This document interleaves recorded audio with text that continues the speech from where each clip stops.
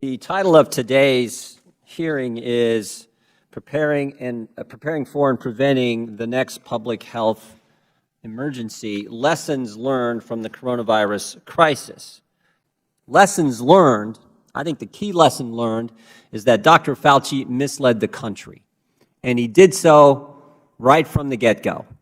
By February 1st, 2020, Dr. Fauci knew 7 fundamental facts represented by the first 7 posters behind me, 7 fundamental facts that he did not share with the American people.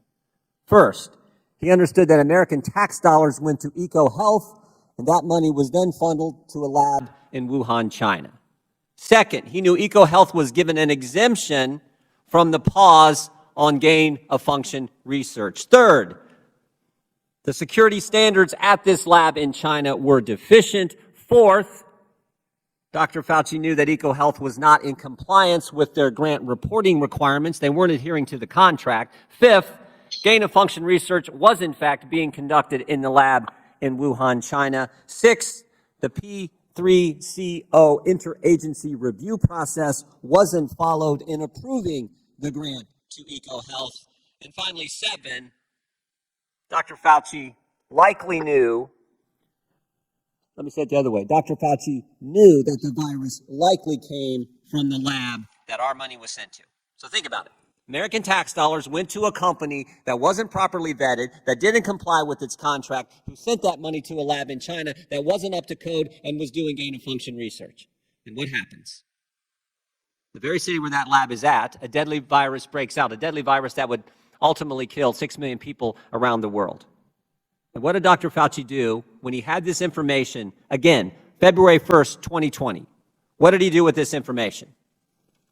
Did he tell the President of the United States?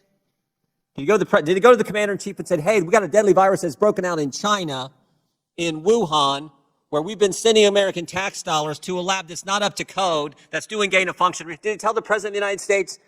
Didn't tell the President. Did he tell the Chief of Staff? Maybe he thought, you know what, I don't want to take this bad news to the Commander-in-Chief. Maybe I'll give it to the Chief of Staff. I know he'll tell him. He talks to him every day. Did he tell the Chief of Staff? Didn't tell him either. How about the experts in our government? Did he tell his boss? Did he tell Secretary Azar? Did he tell Dr. Redfield, Dr. Birx? Did he tell Dr. Giroir, one of our witnesses today? Didn't tell any of them either. No, what he did instead was organize a conference call February 1st, 2020, 2 p.m. with him, Mr. Collins, and 11 virologists from around the world who he had been handing out American tax dollars to for years and years and years. And on that call, it's interesting.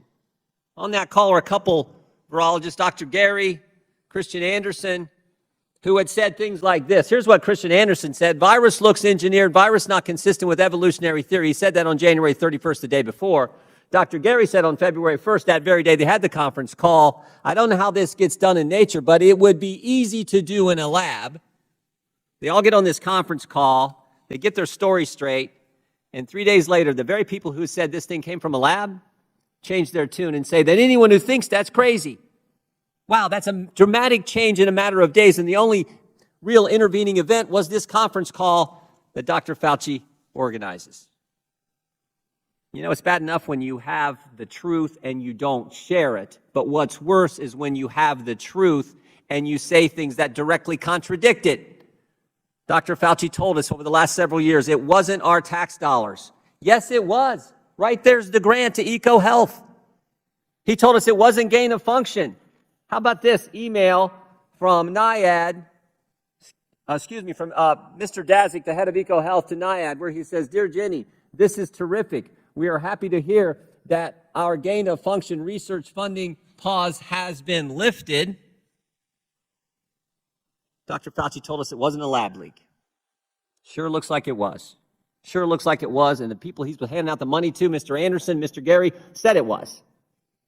And that's not to mention all the other crazy things he's told us. The vaccinated can't get it. The vaccinated can't transmit it. Boy, he was wrong about those.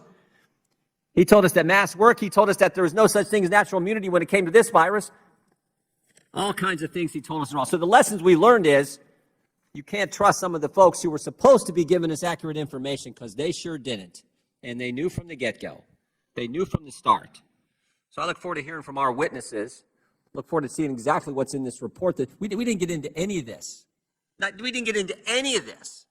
The chairman mentioned we can't look backwards. What we sure should look backwards, because if you got a government not giving it to you straight, that's something that you have to make sure we understand so it doesn't happen again. Not only we don't want a terrible virus happen again, we don't want the government misleading us about a virus that could happen.